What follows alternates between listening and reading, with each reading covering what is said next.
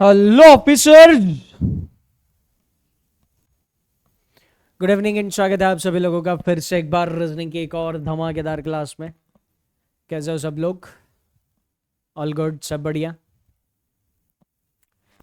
उम्मीद है आप सब लोग एकदम चुस्त मस्त तंदुरुस्त हो। और आज इस सेशन में मैं आप लोगों के सामने लेकर आया हूँ IBPS PO का एनालिसिस। आज सेकंड शिफ्ट में मैंने पेपर दिया है। और सबसे पहले तो मैं ये एक चीज़ आप लोगों के साथ शेयर कर दूँ कि मैं पेपर क्यों देता हूँ। वैसे जो लोग बैंकिंग वाला परिवार को बिलोंग करते हैं, रेगुलरली कंसिस्टेंटली मेरे साथ जुड़े हुए हैं, उनको ये चीज़ पता है कि मैं देता क्यों हूँ।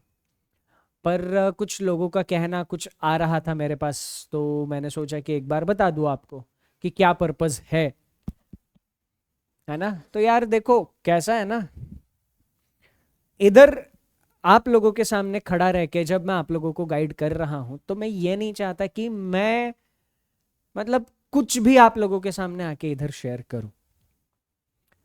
तो बस मैं एक चीज को लेकर थोड़ा सा श्योर होना चाहता हूँ कि अगर यहाँ पे खड़े रह के मैं आप लोगों को कुछ बता रहा हूँ कि ये करो वो करो, एग्जामिनेशन में ये आएगा वो आएगा, तो फिर मैं उस पर कॉन्फिडेंट हो सकूं कि यस ये करोगे तो आपका सिलेक्शन हो जाएगा। इसीलिए एग्जामिनेशंस को जानने के लिए ये पेपर्स मैं देता हूँ। और यूपीएससी और एसएससी की तरह आईबीपीएस अपने पेपर पब्लिश नहीं करता है ना। तो अगर पेपर पब्लिश करता तो फिर मुझे ये एग्जाम्स देने जाने की ज़रूरत भी नहीं पड़ती, है ना। मेरा एफर्ट बच जाता है, क्योंकि एग्ज़ाम देने जाना है मतलब यहाँ पे जो भी लेक्चर्स होते हैं मेरे उस दिन, वो लेक्चर्स मुझे कैंसिल कराने पड़ते हैं, लीव अप्लाई करनी पड़ती है, छुट्टी डालनी पड़ती है और फिर एग्जामिनेशन देने जाना पड़ता है। इतना सब सिर्फ इसलिए कर रहा हूँ कि ताकि आप लोगों को अप टू डेट चीज़ों में गाइड कर सकूँ, आप लोगों को अप टू डेट रख सकूँ। बस यही एक छोटा सा पर्पस है और कुछ नहीं। और रही बात जगह वेस्ट करने की, जगह तो तब वेस्ट हो जाती जब मैं फाइनल सिलेक्शन ले लेता, है ना। मैं फाइनल सिलेक्शन लेता नहीं हूँ, है ना। मैं उतने अटेम्प्ट करता ही नहीं हूँ कि जिससे फाइनल कट ऑफ क्लियर हो जाए। मैं बस पेपर का एनालिसिस मेंस का करता हूँ, मेंस में जो भी चीज़ें आती है उसका एनालिसिस करके आप लोगों को गाइड कर सकूँ, इसीलिए एकदम रिलेवेंट पैटर्न के साथ आप लोगों का गाइडेंस दे सकूँ, इसलिए ये सारी जिद्दोजहद चल रही है। और अगर आप लोगों ने 251 रूल्स देखा होगा तो चाहे उसमें कंडीशंस की बात हो या in the end 251 rules of puzzles by Sachin sir YouTube पे जिन्होंने भी देखा है, 13 घंटे का वीडियो है, उसमें सारी की सारी कंडीशंस अगर आप देखोगे तो आपने महसूस किया होगा कितने भी आप बैंकिंग एग्जामिनेशंस दो ना, प्री ना मेंस, कोई भी ऐसी एग्जामिनेशन नहीं होती जिसमें उसके बाहर कोई कंडीशन जा सकती है। ये क्यों मैं कर पाया? क्योंकि मैं पिछले बहुत बड़े टाइम से मैं एग्जामिनेशंस के ऊपर ध्यान रख रहा हूँ, एग्जामिनेशंस को बहुत नज़दीक से ऑब्जर्व कर रहा हूँ। हल्का सा भी चेंज हो जाता है तो उसको तुरंत पकड़ के आगे इसी चेंज को ध्यान में रखते हुए और क्या चीज़ें बदल दी जा सकती है, इन सारी चीज़ों के ऊपर दिमाग चलाते रहता हूँ। और बस वो आपने उस सेशन के एंड में जो मेंस लेवल की पजल देखी है वो देखकर भी आपको ये चीज़ समझ में आई होगी, है ना। तो बस यही है कि एक रिलेवेंसी रहे और आप लोगों को सारी चीज़ें अप टू डेट मिलते रहे, और कुछ पर्पज़ नहीं है ना। आईबीपीएस जिस दिन पेपर पब्लिश करना शुरू कर देगा उस दिन मेरा काम आसान हो जाएगा, है ना। पेपर मिलता ही नहीं तो फिर ये करना पड़ता है। ओके, चलो। तो सबसे पहले मैं अभी कुछ आप लोगों के साथ, है ना, क्वेश्चन डिस्कशन करने से पहले थोड़ा सा मैथ्स और इंग्लिश के बारे में मैं आपको बता दूं, ठीक है। सबसे पहले बात करता हूं मैथ्स की, क्वांट की। मैथ्स में मैंने आई गेस 15 या 16 क्वेश्चंस अटेम्प्ट करे मैंने, ठीक है। अब मेरे अटेम्प्ट आप लोगों के अटेम्प्ट के साथ कंपेयर करना मत, है ना, वरना बोल दोगे अरे 16 तो कुछ भी नहीं है। हाँ, ये हाँ अच्छा, दूसरी बात ये बता दूं कि ये 16 के 16 सही है, ये मुझे पूरा कॉन्फिडेंस है ना, ये 16 के 16 सही है।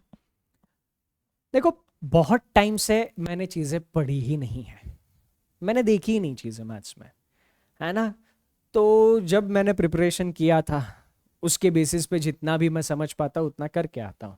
मैं क्या करके आता हूँ मैथ्स में, अरिथमेटिक में देखता नहीं हूँ, है ना, क्योंकि अरिथमेटिक बहुत टाइम से छूट गया तो वो छूट गया तो छूट गया। तो अरिथमेटिक की तरफ मैं ऐसा मुड़कर भी नहीं देखता। स्पीड मैथ्स जितना भी आता है और डेटा इंटरप्रिटेशन, ये दो चीज़ें मैं करके आता हूँ।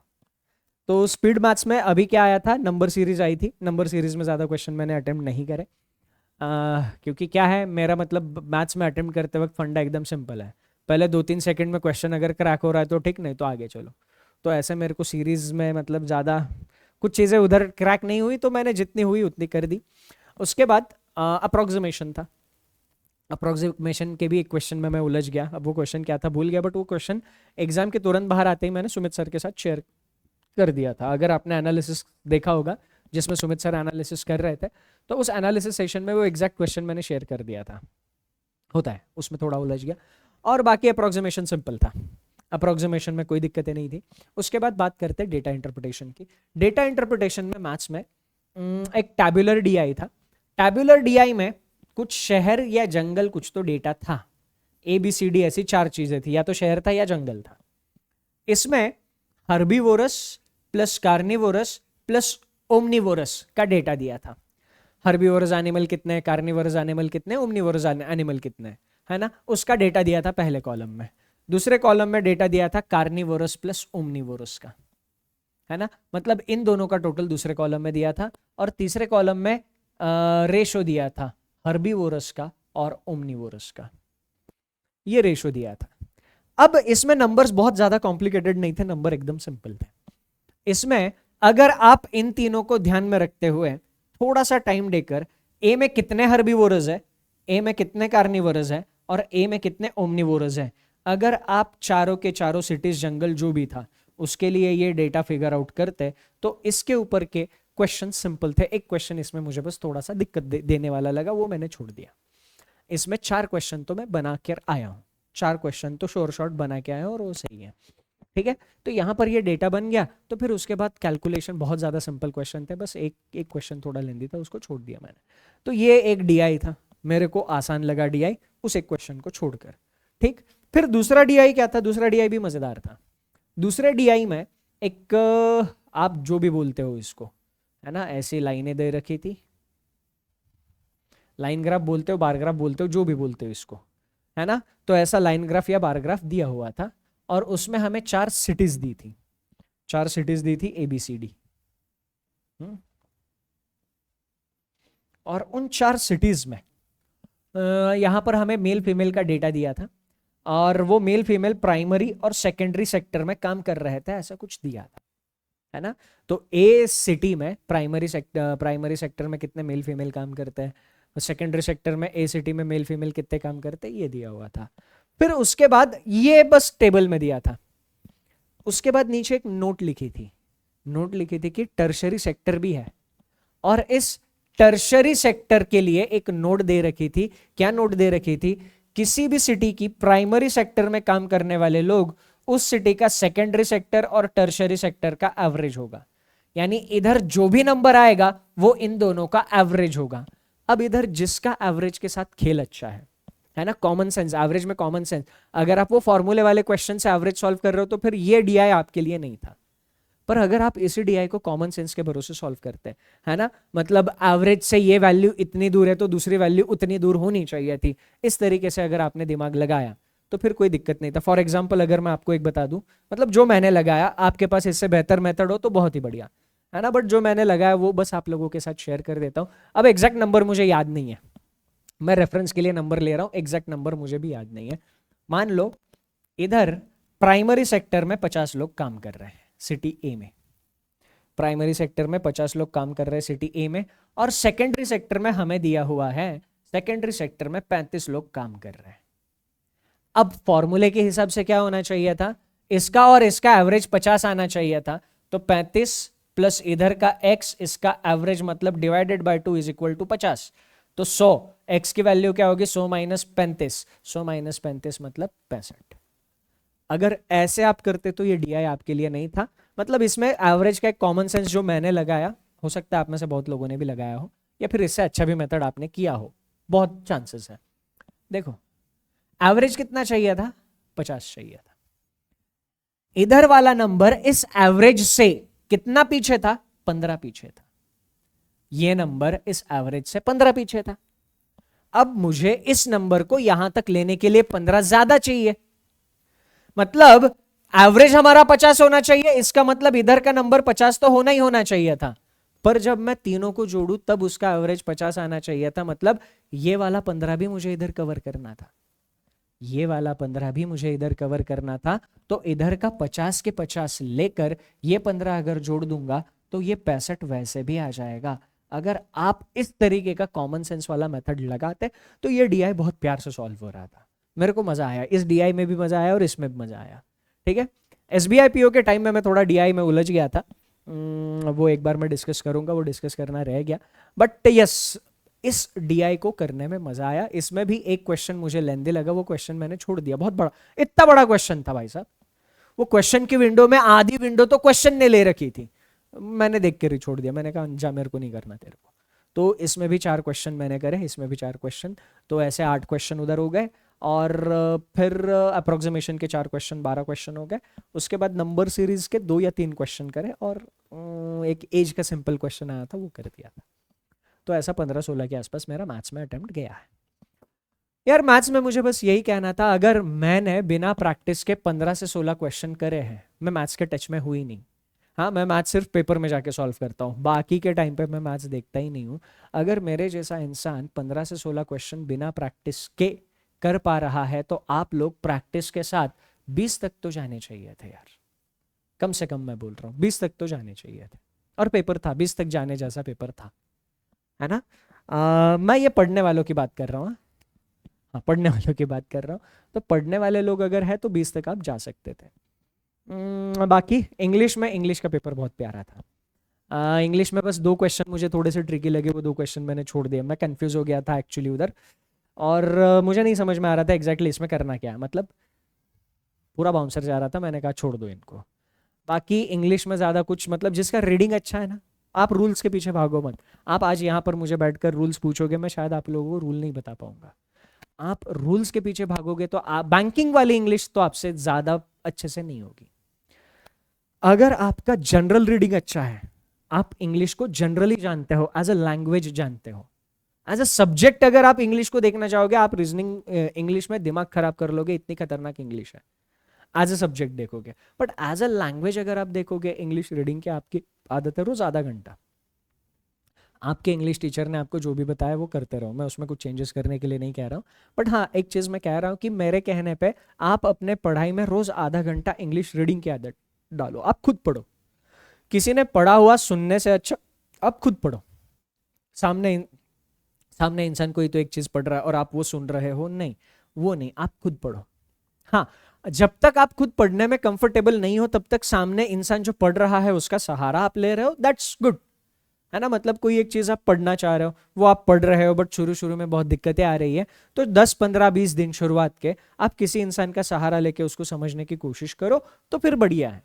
पर आप हमेशा के लिए किसी और पर डिपेंडेंट रहोगे तो एक चीज याद रखना, आपके एग्जामिनेशन में वो इंसान पढ़ने के लिए नहीं होगा, आपके एग्जामिनेशन में आपको पढ़ना होगा। तो जब तक आप रीडिंग खुद से नहीं करोगे, तब तक आप इंग्लिश में परेशान रहोगे, ऐसा मुझे लगता है। बाकी इसके अलावा आपके इंग्लिश टीचर ने जो भी आपको बोला है, आप जिस किसी भी इंग्लिश टीचर को फॉलो करते हो, उन्होंने बताई हुई बात एज इट इज फॉलो करते रहो, ठीक है। और बाकी आते हैं अपने सब्जेक्ट रीजनिंग पर। रीजनिंग में मतलब सारे क्वेश्चन तो डुएबल थे। रीजनिंग में ऐसा मुझे कुछ नहीं मिला कि जो नहीं हो सकता था, टू बी वेरी ऑनेस्ट, ऐसा कुछ नहीं मिला। एक बस हाँ, वो अपना मीनिंगफुल इंग्लिश वर्ड वाला क्वेश्चन था, एक वो क्वेश्चन था जो छोड़ने वाला था। बट स्टिल 20 मिनट में 40 क्वेश्चन करना चैलेंजिंग टास्क था। तो इंग्लिश की मैं मेरी बात करूं, मैंने मैथ्स में मेरा बता दिया कि 15-16 कुछ तो था, एग्जैक्ट मुझे याद नहीं है। इंग्लिश में मैंने 28 क्वेश्चन सॉल्व करे हैं और अच्छी एक्यूरेसी है ना। हो सकता है शायद हर बार की तरह, हमेशा की तरह सबसे ज़्यादा स्कोर मेरा इस बार भी इंग्लिश में ही आए, हो सकता है। ठीक है, वो छोड़ दो, मेरा स्कोर इज नॉट इम्पॉर्टेंट। बात करते हैं रीजनिंग की। रीजनिंग में मैंने 26 से 27 क्वेश्चन सॉल्व करे होंगे, है ना।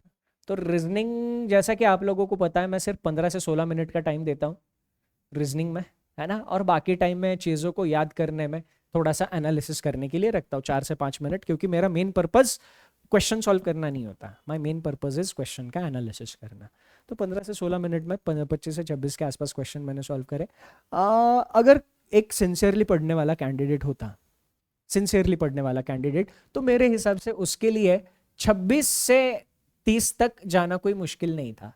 और कोई सुपर डुपर आउटस्टैंडिंग कैंडिडेट हो तो वो 30 से 35 के बीच में भी पहुंच सकता था, सुपर डुपर आउटस्टैंडिंग कैंडिडेट। ठीक है, बट ऑन एन एवरेज ढंग से पढ़ने वालों के लिए 26 से 30 तक रीजनिंग में किए जा सकते थे. This was doable question, number of questions इतने तो किए जा सकते थे 20 मिनट में. ओके चलो, तो रीजनिंग में मैं आप लोगों के साथ कुछ क्वेश्चन डिस्कस करूंगा जिसमें एक ट्रिकी ब्लड रिलेशन मुझे मिला, वो ट्रिकी ब्लड रिलेशन मैं आपके साथ डिस्कस करूंगा, वो एज इट इज है. और 4 पजल्स आई थी जिसमें से एक पजल मुझे अभी थोड़ी सी याद करने में दिक्कत हो रही है.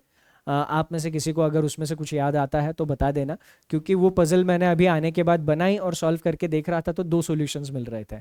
शायद मैं उसमें कुछ मिस कर रहा हूँ या फिर शायद मैंने कुछ चीज़ थोड़ी सी ज़्यादा कंसिडर कर लिया. ठीक है, बट बाकी 3 पजल एग्जैक्ट मैं आपको करा दूंगा. तो बस मिसलेनियस में इनइक्वालिटी सिलोजिज्म बहुत आसान था. इनइक्वालिटी और सिलोजिज्म वो क्या ही कराऊंगा मैं आपको, है ना, वो हमने सेशन में किया, उसके आगे गया नहीं है. ठीक है, ये क्वेश्चन है.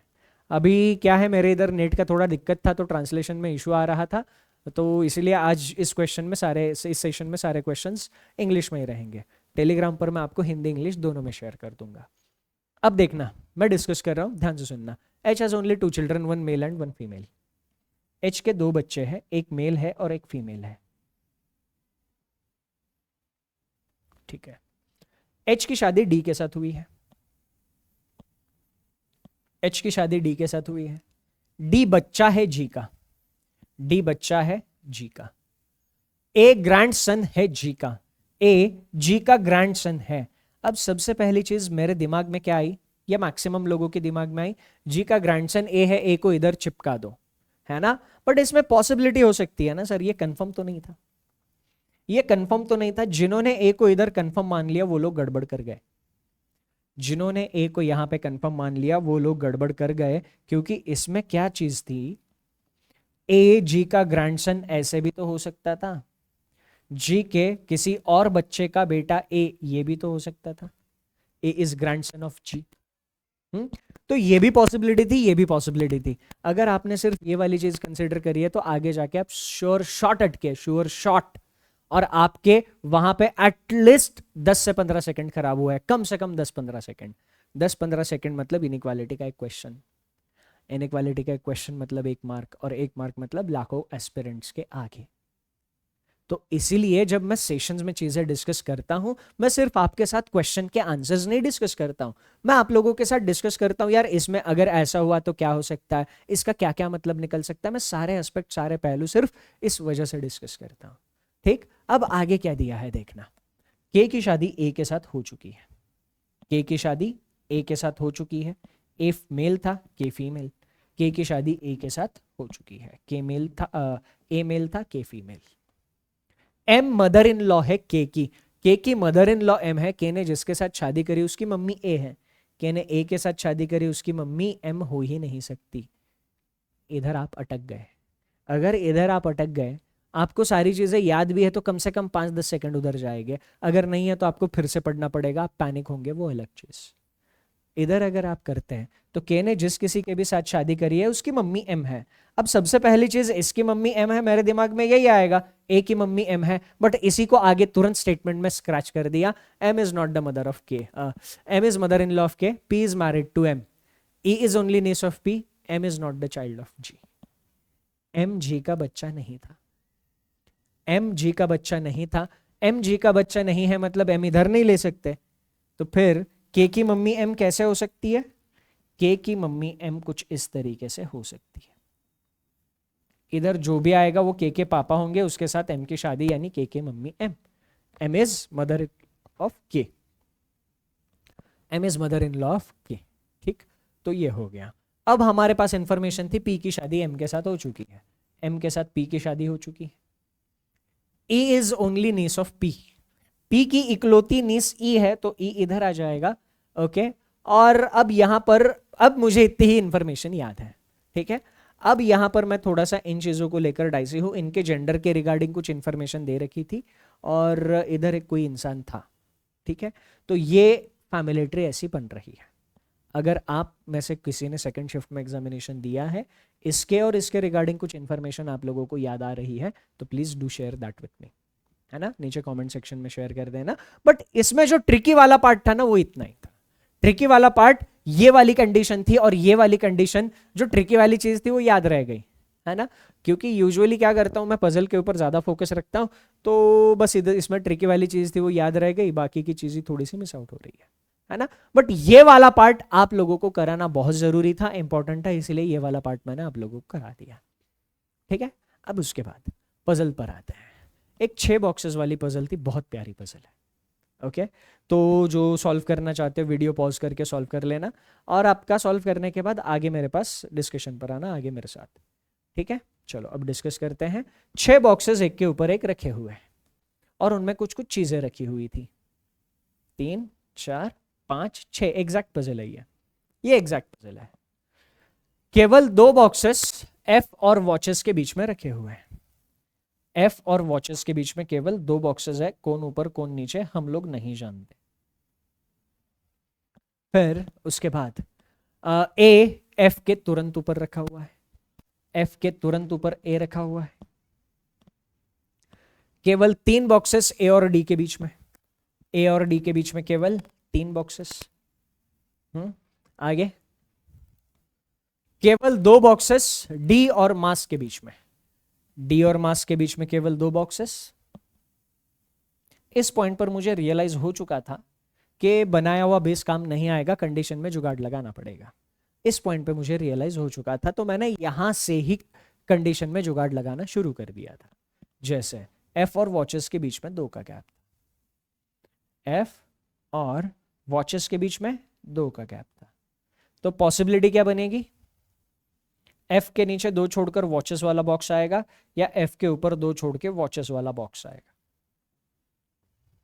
ठीक, एफ के तुरंत ऊपर ए था और एफ के तुरंत ऊपर ए था। ए और डी के बीच में 3 बॉक्सेस, अब ए के ऊपर 3 छोड़कर डी लेता 6 से ज्यादा बॉक्स हो जाते, तो ए के नीचे 1 2 3 छोड़कर डी यहां पे लेना पड़ता। अब ए के नीचे 1 2 3 छोड़कर डी लेता, 1 2 3 4 5 6 7 बॉक्सेस हो जाते, नहीं चलता, तो ए के ऊपर 1 2 3 छोड़कर डी यहां पे लेना पड़ेगा। डी और मास्क के बीच में 2, डी के ऊपर 2 छोड़ के मास्क नहीं ले सकता था, 6 से ज्यादा बॉक्स हो जाते, तो डी के नीचे 2 छोड़ के मास्क, डी के नीचे 2 छोड़ के मास्क नहीं आता, तो डी के ऊपर 2 छोड़ के मास्क। अगला पॉइंट क्या था, अगला पॉइंट था जितने भी बॉक्सेस मास्क के ऊपर है उतने ही बॉक्सेस ई के नीचे हैं, मास्क के ऊपर जितने उतने ही ई के नीचे। अब मास्क के ऊपर 3 बॉक्सेस, इधर 6 बॉक्सेस कंप्लीट हो गए, इसमें 6 बॉक्सेस कंप्लीट हो गए, 1 2 3 4 5 6, तो मास्क के ऊपर 3 थे, ई के नीचे 3 होने चाहिए, ई इधर आ जाएगा।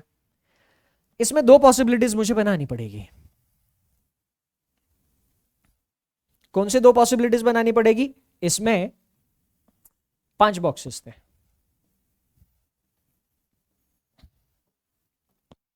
5 बॉक्सेस है इसमें, है ना, तो एक बचा हुआ बॉक्स, छठा बॉक्स जो है वो सबसे ऊपर भी आ सकता है, या छठा बॉक्स जो है वो सबसे नीचे भी आ सकता है। 2 पॉसिबिलिटीज कंसीडर करनी पड़ेगी। मास्क के ऊपर जितने उतने ई के नीचे, मास्क के ऊपर 1 था, ई के नीचे 1 नहीं आएगा, ये तुरंत कैंसिल। मास्क के ऊपर 2, ई के नीचे 2, ई इधर आ जाएगा। आगे हम लोगों को क्या बोला था, एक बॉक्स शूज एंड ई के बीच में, ई और शूज के बीच में 1 का बॉक्स, ई के नीचे 1 छोड़कर शू नहीं आ सकता था, तो ई के ऊपर 1 छोड़कर शू का बॉक्स आना चाहिए था। ई के ऊपर 1 छोड़ के शू इधर भी ले सकता था, ई के नीचे 1 छोड़कर शू इधर भी ले सकता था, तो सेकंड में शू कंफर्म नहीं हुआ। सी शू के तुरंत ऊपर था, सी शू के तुरंत ऊपर, शू के तुरंत ऊपर सी, शू इधर लिया तुरंत ऊपर सी नहीं आता, तो शू वाला बॉक्स इधर, इसके तुरंत ऊपर सी। केवल 2 बॉक्सेस सी और हैट के बीच में, सी और हैट के बीच में केवल 2 बॉक्सेस, सी और हैट, हैट नीचे नहीं आएगा, तो 1 और 2 छोड़कर हैट ऊपर आ जाएगा, सी और हैट के बीच में 2 बॉक्सेस। ओके, उसके बाद pant somewhere above the box containing hats but not immediately above, hat के ऊपर पैंट होना चाहिए था पर तुरंत ऊपर नहीं, हैट के ऊपर पैंट के लिए जगह ही नहीं है, हैट के ऊपर पैंट के लिए एक ही जगह बची, इधर आ जाएगा। अब आखिरी एक बॉक्स बी बचा था और आखिरी कोई तो एक चीज बची थी, जो भी बची थी वो इधर आ जाएगी। अब वो आखिरी चीज क्या थी मुझे नहीं याद, है ना, वो मैंने एग्जाम में भी नहीं देखी, जैसा इधर नहीं देखता हूँ, आखिरी चीज देखने में फायदा ही क्या है ना, तो जो आखिरी चीज बची थी वो जो भी बची थी वो इधर आ जाती है ना, बी के साथ था यार कुछ तो था, बट सॉल्यूशन यही था। तो ये पजल मेरे हिसाब से, इसके ऊपर क्वेश्चन थोड़े लेंदी थे, हाँ ये पजल के ऊपर क्वेश्चन लेंदी थे, मतलब थोड़े से कन्वेंशनल पैटर्न में नहीं थे, अच्छे खासे लेंदी क्वेश्चन थे। अगर आपका रीडिंग अच्छा है तो आप वो क्वेश्चन जल्दी सॉल्व कर लेते, बट ये पजल कंप्लीट क्वेश्चन के साथ 3 या मैक्सिमम 3.5 मिनट में कर लेते, कोई दिक्कत नहीं थी। क्वेश्चंस के साथ मैं बात कर रहा हूं, सिर्फ सॉल्यूशन की बात नहीं कर रहा। 3 या मैक्सिमम 3.5 मिनट, कोई दिक्कत नहीं थी। ओके, और ये मतलब प्रैक्टिस अच्छी है तो हो सकती थी। ठीक है, ये पहली पजल थी। दूसरी पजल क्या थी? 6 डिफरेंट सिटीज। अब इसमें है ना, मुझे सिटीज के नाम को लेकर थोड़ा सा कंफ्यूजन है ना, तो सिटीज के नाम एग्जैक्टली मैच होंगे नहीं होंगे मैं थोड़ा सा डाउट में हूं, क्योंकि हम पजल सॉल्व करते हैं, क्वेश्चन सॉल्व करते हैं, तो ध्यान किसके तरफ रहता है हमारा? पहले 2-3 लेटर की तरफ ही ध्यान रहता है। तो पहले 2-3 लेटर्स मेरे याद थे, क्योंकि पूरा नाम तो मैंने पढ़ा ही नहीं था, तो पहले 2-3 लेटर्स याद थे। इधर आने के बाद, घर पे आने के बाद थोड़ा सा वो लेटर डालकर नेट पर सर्च करके जो भी सिटीज आई है वो सिटीज मैंने ले ली है ना। तो एक बार इसको भी सॉल्व कर लेते हैं, है ना। जो लोग हिंदी में, जो लोग सॉल्व करना चाहते हैं, वीडियो को पॉज करके सॉल्व करने की कोशिश करना। आपका जब हो जाए तब मेरे साथ डिस्कशन पर आना। क्या बोला? वीकडे वाली पजल में 6 लोग 6 डिफरेंट सिटीज को विजिट कर रहे हैं मंडे टू सैटरडे। ठीक है, Monday, Tuesday, Wednesday, Thursday, Friday, Saturday. J के बारे में बोला था, जे वेंसडे के पहले विजिट कर रहा है। जे वेंसडे के पहले विजिट करता है, तो जे वेंसडे के पहले या तो मंडे को विजिट करेगा, नहीं तो ट्यूसडे को विजिट करेगा। वेंसडे के पहले आना चाहिए था। केवल 2 सिटीज, 2 पर्सन विजिट, जे और कार्डवेल, जो भी उसका नाम था, CALD उसके नाम में था। अब कार्डवेल ही था या कुछ और था मेरे को नहीं पता, मेरे को गूगल ने बताया ये, तो मैंने ये कंसिडर किया। तो जे और कार्ड के बीच में 2 का गैप, तो कार्ड तो कंफर्म था। 1 2 छोड़ के कार्ड इधर आ जाएगा, और 1 और 2 छोड़ के कार्ड इधर आ जाएगा, क्योंकि पजल हम लोग सॉल्व वैसे ही करते हैं, है कि नहीं। कार्ड के तुरंत पहले के विजिट किया था, के जस्ट बिफोर कार्डवेल। कार्ड के जस्ट पहले किसने विजिट किया था? कार्ड के जस्ट पहले के ने विजिट किया था। कार्ड के जस्ट पहले के ने विजिट किया था। ठीक है, जितने भी लोगों ने के पहले विजिट किया था सेम थे जिन्होंने एन के बाद में विजिट किया। के पहले बराबर एन के बाद में, के पहले 2, एन के बाद में 2, के पहले 3, एन के बाद में 3, के पहले बराबर एन के बाद में। केवल 2 लोग, ये डुंडी, क्या नाम है इसका मेरे को नहीं पता, DUN तो उसके नाम में था, है ना, DUN उसके नाम में था, डुंडी था या डुंडी टुंडी मेरे को नहीं पता। पर इसके और एन के बीच में कितने लोग थे? 2 लोग थे। एन और डुंडी के बीच में 2 छोड़ के डुंडी नीचे नहीं ले सकता था, तो डुंडी ऊपर लेना पड़ेगा। ये डुंड तो उसके नाम में था।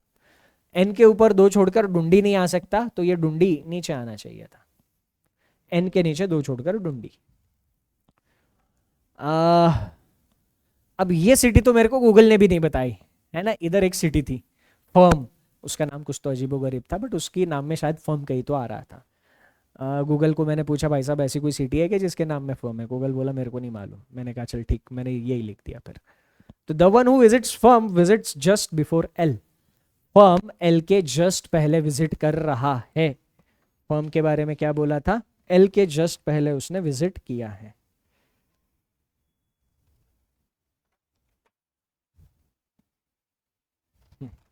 तो एल के जस्ट पहले फर्म आना चाहिए था। तो पॉसिबिलिटी अगर हम देखें, एल इधर लिया, जस्ट पहले फर्म नहीं। एल इधर लिया, जस्ट पहले फर्म नहीं। एल इधर, उसके तुरंत पहले फर्म इधर आ जाएगा। एल के तुरंत पहले फर्म। एल इधर लिया, तुरंत पहले फर्म नहीं। एल इधर लिया, तुरंत पहले फर्म नहीं। एल इधर लेना पड़ेगा, तुरंत पहले फर्म इधर आ जाएगा। आगे केवल 2 लोग, ओ और ब्रैडफोर्ड। ओ और ब्रैडफोर्ड के बीच में केवल 2 लोग थे। ओ इधर लूंगा, 1 और 2 छोड़ के ब्रैडफोर्ड नहीं ले पाऊंगा। ओ इधर लेना पड़ेगा, 1 और 2 छोड़ के ब्रैडफोर्ड इधर कंसिडर करना पड़ेगा। ओ और ब्रैडफोर्ड के बीच में 2 लोग, ओ इधर ले लिया, 1 और 2 छोड़ के ब्रैडफोर्ड इधर आ जाएगा। ओ इधर लिया, 1 और 2 छोड़ के ब्रैडफोर्ड नहीं आएगा। तो ओ इधर, और उसके और ब्रैडफोर्ड के बीच में 2 लोग। अब्दीन, उस सिटी का भी नाम मेरे को कंफर्म नहीं पता। अब्दीन ब्रैडफोर्ड के पहले पर तुरंत पहले नहीं, ब्रैडफोर्ड के पहले अब्दीन इस केस में नहीं ले सकता। ब्रैडफोर्ड के पहले अब्दीन इधर नहीं ले सकता था, तो अब्दीन इधर आना चाहिए था। अब आखिरी एक सिटी बची थी वो इधर आ जाएगी, आखिरी एक इंसान बचा था वो इधर आ जाएगा। इस तरीके से इसका सॉल्यूशन मिल जाएगा। ये पजल सॉल्व करने के लिए 2.5 से 3 मिनट लगने चाहिए थे, क्योंकि इसमें मुश्किल कुछ भी नहीं था। 2.5 से 3 मिनट क्वेश्चंस का आंसर करने के साथ। मुझे बताओ इसमें कुछ मुश्किल है क्या? और क्या हमने इससे बहुत अच्छे लेवल के क्वेश्चन सेशन में नहीं प्रैक्टिस करे? बताओ सर, सेशन में तो इससे बहुत अच्छे लेवल के क्वेश्चन प्रैक्टिस करे हम, तो फिर इसमें ज्यादा चमत्कारी चीजें कुछ थी नहीं, है ना। अब अगली पजल 7 लोग सर्कुलर टेबल। ये बहुत आसान पजल थी। जो लोग सॉल्व करना चाहते वीडियो को पॉज कर लेना। और ये लाइन पढ़ने के बाद आप में से कितने लोगों को 251 रूल्स की याद आई? ऐसी ढेरों सारे परम्यूटेशन कॉम्बिनेशन 251 रूल्स में मैंने प्रैक्टिस करा दिया है आपको, है ना। तो जिन लोगों ने देखा नहीं है, यूट्यूब पर सर्च करो 251 rules of puzzles by Sachin sir. 13 घंटे का वीडियो है, खत्म कर डालो। क्या बोला है? 7 लोग सर्कुलर टेबल पर बैठे हुए हैं। इनमें से कुछ लोग अंदर देखते हैं, कुछ लोग बाहर देखते हैं। और बोला था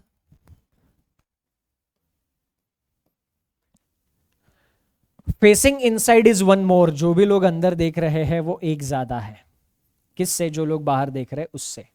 अगर इधर x आया तो इधर x+1 आना चाहिए था। बाहर देखने वाले x लोग हैं तो अंदर देखने वाले x+1। जिनका प्रैक्टिस बहुत ज्यादा अच्छा है उनको तुरंत समझ में आया होगा। बाहर देखने वाले 3, अंदर देखने वाले 4 लोग होंगे, तुरंत समझ में आया होगा। बाहर देखने वाले 3, अंदर देखने वाले 4। बट जिनको समझ में नहीं आया वो थोड़ा बेसिक मैथ्स का मदद ले सकते थे। अगर बाहर x लोग देख रहे हैं तो अंदर x+1 देखेंगे।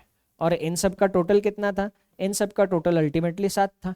तो इसको सॉल्व करेंगे तो 2x = 6 आएगा, तो x = 3। वही मिल गया, है ना।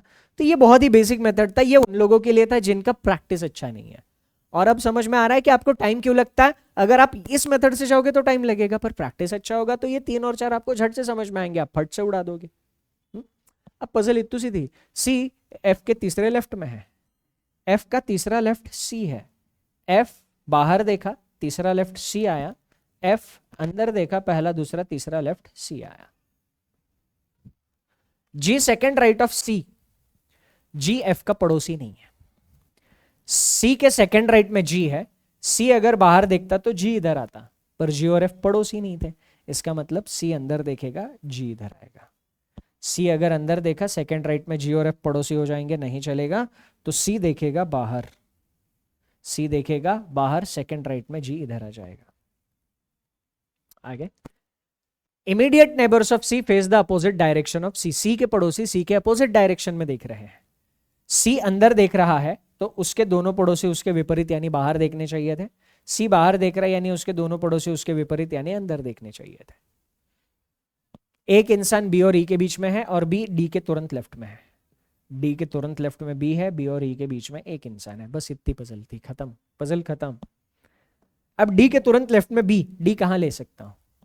डी इधर लिया तुरंत लेफ्ट में बी नहीं, डी इधर लिया तुरंत लेफ्ट में बी नहीं, डी इधर लिया तुरंत लेफ्ट में बी नहीं आ सकता, तो डी यहीं पे लेना पड़ेगा। डी इधर नहीं आया, इधर नहीं आया, इधर नहीं आया। डी इधर बैठेगा, बाहर देखेगा, तुरंत लेफ्ट में बी आएगा, बी और ई के बीच में एक का गैप, ई आ जाएगा ठीक इधर। डी कहां ले सकता हूं? डी इधर लिया तुरंत लेफ्ट में बी नहीं, डी इधर लिया तुरंत लेफ्ट में बी नहीं, डी इधर लिया तुरंत लेफ्ट में बी नहीं। डी को इधर ही लेना पड़ेगा, तुरंत लेफ्ट में बी आ जाएगा, बी और ई के बीच में एक का गैप।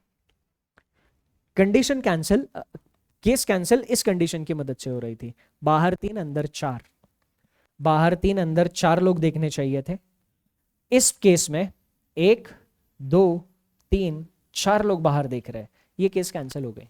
बाहर देखने वाले सिर्फ 3 चाहिए थे, इसमें 4 देख रहे थे, केस कैंसिल, सॉल्यूशन इधर था। अंदर देखने वाले 4 लोग मिल गए तो बचे हुए लोग बाहर देखने चाहिए थे, सॉल्यूशन स्वाहा। 2 मिनट मैक्सिमम। इस लेवल की पजल को क्वेश्चंस के साथ सॉल्व करने में 2 मिनट लगना चाहिए था। ठीक है, अब थोड़ा सा ये सब किताब देखो ना। 3 पजल मैंने आपको डिस्कस कराए, ठीक है। 3 पजल, 3 पजल में मैंने पहले पजल के लिए 3.5 मिनट बोल दिया, दूसरी पजल के लिए 3 मिनट बोल दिया, इसके लिए 2 मिनट बोल दिया। 3 3 6 6.5 8 8.5 मिनट। कितना टाइम हो गया सर? 8.5 मिनट का टाइम हो गया। 8.5 मिनट में आप 15 क्वेश्चन सॉल्व कर रहे हो, कोई गलत चीज है? 8.5 मिनट में आप कितने क्वेश्चन सॉल्व कर रहे हो? 15 क्वेश्चन, इनइक्वालिटी और सिलोजिज्म, ठीक है। उसके अभी एग्जैक्ट क्वेश्चन तो याद नहीं आ रहे मुझे कितने क्वेश्चन थे, बट आई गेस 4 तो सिलोजिज्म था और 3 या 4 इनइक्वालिटी था। चलो 7 क्वेश्चन मान लो, 7 क्वेश्चंस मान लो, है ना। तो वो 7 question maximum 3 minute, maximum 3 minute में 7 क्वेश्चंस, इनइक्वालिटी और सिलोजिज्म, ठीक। थोड़ा सा हिसाब किताब देखना, 15 और 7 कितने हो गए? 22 क्वेश्चंस। और फिर मिसलेनियस के 2 क्वेश्चंस 1 मिनट में। मिसलेनियस क्वेश्चन जो इस पर आए थे, किस पर आए थे? 1 मिनट में 2 क्वेश्चंस। अल्फाबेट चैप्टर पर एक पेयर काउंटिंग वाला था और एक ऑपरेशन वाला था शायद, हाँ। तो 2 क्वेश्चंस 1 मिनट में हो गए। तो अभी तक कितना हिसाब किताब बैठा, और वो भी मैं तब की बात कर रहा हूं जब हम पेपर के सबसे मुश्किल सवाल उठा रहे हैं। ये मैं किसकी बात कर रहा हूं सर? तब की बात कर रहा हूं जब हम पेपर के सबसे मुश्किल सवाल उठा रहे हैं। तो 8:30 और 3 11:30, 12:30 कितना टाइम गया अभी तक हमारा? 12:30। पर ये मैं उनके लिए बोल रहा हूं जिनने प्रैक्टिस अच्छी करी है, जिनकी प्रैक्टिस ठीक ठाक है, उनको इसमें ज्यादा टाइम लगेगा। ऐसा नहीं कि सॉल्व नहीं कर पाएंगे, कर पाएंगे, बट टाइम ज्यादा लगेगा, है ना। तो 12:30 में 24 क्वेश्चन। कहां तक पहुंच गए हम? 12:30 में 24 क्वेश्चन। मैं किसकी बात कर रहा हूं? जिनका परफॉर्मेंस बहुत अच्छा है, जिनकी प्रैक्टिस बहुत अच्छी है। अब इसके बाद एक पजल थी, पजल वो मुझे ठीक से याद नहीं है ना। वो यही पजल है जो मुझे ठीक से याद नहीं है। आप इसको सॉल्व कर लेना। इसकी 2 केसेस बनेगी, है ना। मैं इसको याद करने की कोशिश करता हूं शांति से, है ना। इसको शांति से याद करने की कोशिश करता हूं। अगर आप में से किसी ने एग्जाम दिया है और उसको याद आ रहा है सर इसमें ये चीज मिसिंग है, तो डेफिनेटली मुझे कमेंट करके बताना, ठीक है। तो फिर मैं आप लोगों को वो अपडेट करके नेक्स्ट किसी सेशन में डिस्कस करा दूंगा, ठीक है। बट ये मैंने सॉल्व करके देखा तो कुछ गड़बड़ हो रही थी, ओके। तो ये पजल, मतलब पजल इजी थी, उधर मेरी सॉल्व हो गई है। पजल इजी थी, उधर मैंने सॉल्व कर दी थी, बट अभी वो एग्जैक्ट याद नहीं आ रही चीज है ना। तो वो 5 क्वेश्चन मान लो, उस पजल के लिए भी हमने 2 मिनट दे दिए, तो 14.5 मिनट हो गए। और हमारे और 5 क्वेश्चन मतलब 29 क्वेश्चन हो गए। अब 4.5 मिनट बचे सर। कितना टाइम बचा है? 4.5 मिनट। 4.5 मिनट में 3 मार्क का ब्लड रिलेशन छोड़ दो, 3 मार्क डायरेक्शन एंड डिस्टेंस पर आए थे, है ना। क्या वो मार्क हम नहीं ले सकते थे? 32 मिनट, 32 मार्क। तो जिनकी प्रैक्टिस बहुत अच्छी थी ना, उनको 30 से 35 की रेंज में जाना मुश्किल था नहीं, बहुत अच्छी प्रैक्टिस थी। बट मैं क्या कह रहा हूं, एवरेज ही प्रैक्टिस मान लो, प्रैक्टिस एवरेज ही मान लो। वो ब्लड रिलेशन वगैरह सब छोड़ दो, डायरेक्शन डिस्टेंस छोड़ दो, ब्लड रिलेशन छोड़ दो। एवरेज प्रैक्टिस के साथ क्या इधर तक पहुंचना नामुमकिन था? क्वेश्चन ये एग्जैक्ट पजल्स है, ये एग्जैक्ट पजल्स मैंने आपको करा दी, एग्जैक्ट पजल्स।